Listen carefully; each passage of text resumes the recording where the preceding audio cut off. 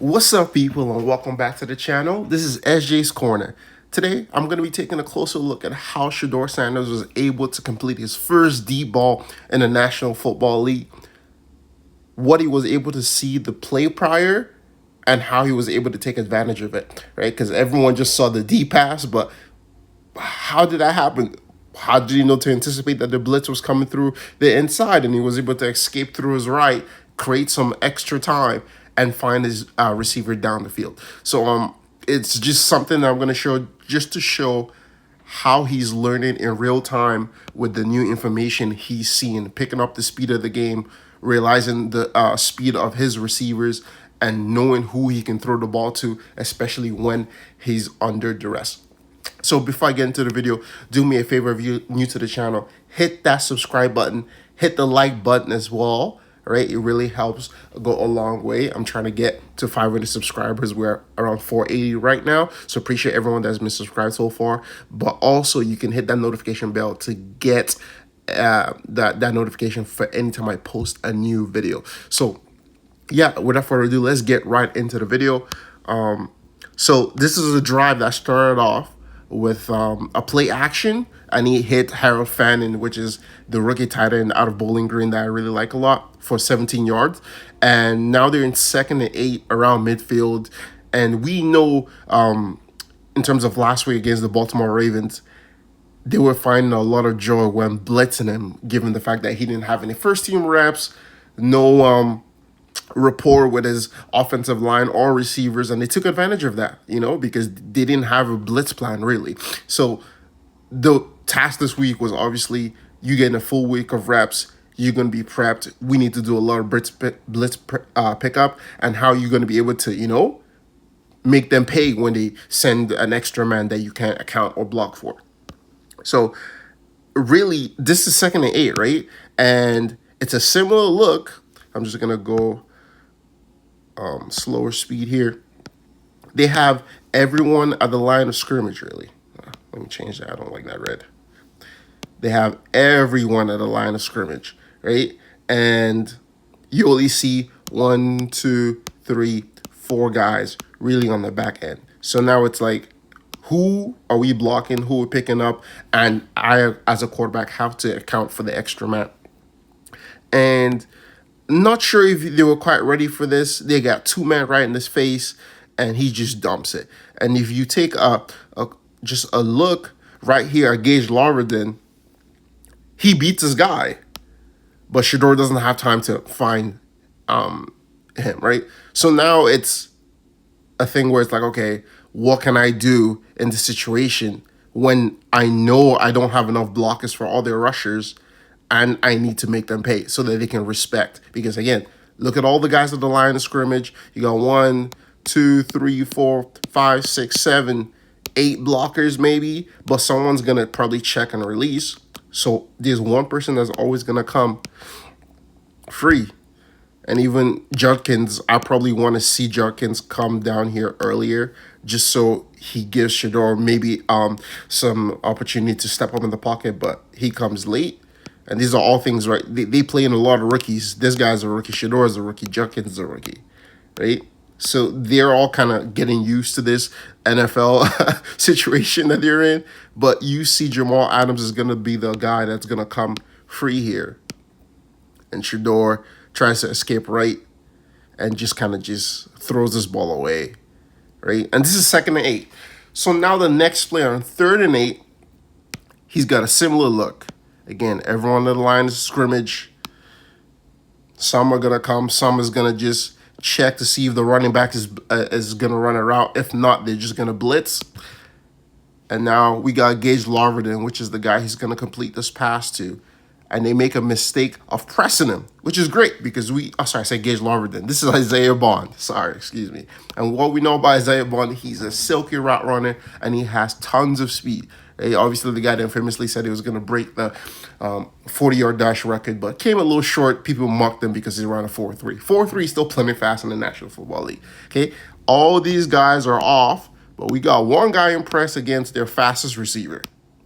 That's the one mistake he made. He's going to run a deep corner route, okay? Cedric Tillman's gonna come run a hook, and Howard Fan is gonna check, and he's gonna release into the flat. You got Judy that's gonna come and is gonna run this old rail.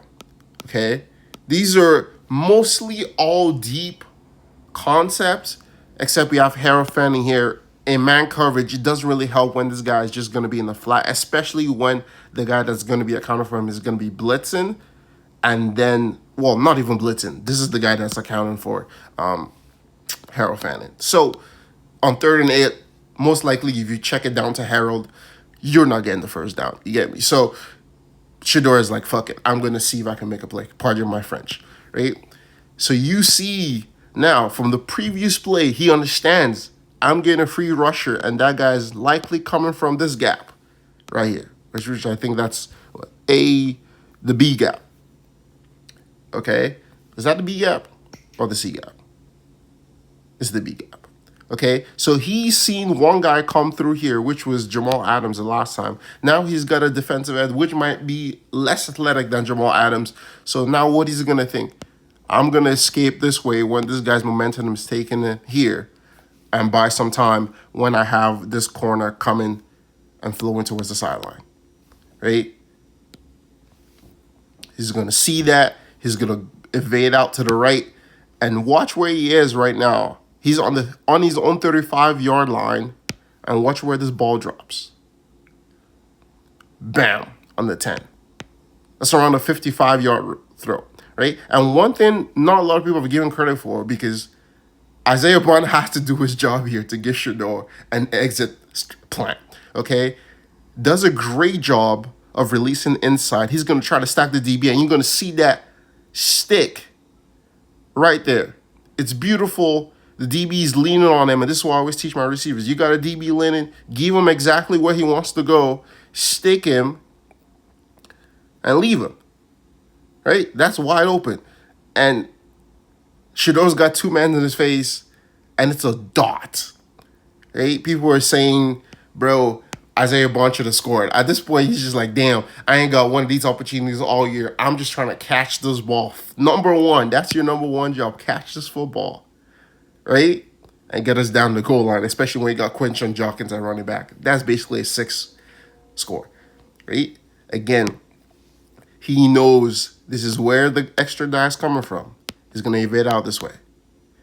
Right? And I don't think people are giving credit how ridiculous a play this is. Because, if I go back, when he's ready to launch this football, right, he's already made up his mind right here. He's launching it. And, I mean, off 3 weeks of practice, how does he know exactly how fast Isaiah Bond is? I don't know, right? But that ball's a dot, right? So he launches this ball right here. And who that is? That's Max Crosby. And you got another defender right here in his face. And it's just a great job, again, of buying time, understanding, yeah, I'm going to get hit. I'm okay with that. He's done that all his life at Colorado. And he's just going to launch this ball on the frozen rope. I don't think he's ever thrown a tighter spiral in his life. And one of the best things as a receiver is, like, when I have separation, I do not want to break stride. Not one stride break in this. So it was just a hell of a play. And I don't think people are kind of outlining how impressive a play this really is. Because if Patrick Mahomes made this play, we would not stop waxing lyrical about it, right? To take the information from the previous play where it's like, okay, I know I'm going to have a guy coming free off that B gap. I need to get outside to buy myself some time to my right and give my receiver a chance to make a play. And this is the thing the receivers on the Browns are going to have to learn quick. Shedeur is going to give you a chance to earn your money. This is not Dylan Gabriel where he's going to take the check down. There are a couple of instances, especially with Jerry Jeudy and Cedric Tillman, where they had goal balls on a 3rd down, and they stopped running their route because they didn't believe the ball was going to come to them, given the previous experiences they had with quarterbacks. Shedeur will give you a chance. So it's just a really good thing to see him, just not being afraid of the moment and just giving his guys a chance to make a play. That's what I always loved as a receiver. Just give me a chance. Let me see what I can do. You get me? So hell of a play by shedeur, and Isaiah Bond is the unsung hero in all of this. I'm excited to see what he's able to do against the 49ers. Let me know what you think in the comments. Do you think he's going to be able to build on the performance he had against the Rangers and come out with the win against the 49ers? I saw the 49ers last night against the Panthers. They didn't look great. You get me? And the Cleveland Browns have probably the best, if not one of the best defenses in the entire National Football League. And now they got some belief in with shedeur Sanders under center. It's going to be a really tough game for the 49ers. I think the 49ers should be on opposite alert. I probably get the Browns here to deliver on that promise of the upset. Let me know what you guys think about it. Do you think shedeur will improve? Do you think the Browns really do have a chance to beat the 49ers? And I'll see you guys in the next one. Peace.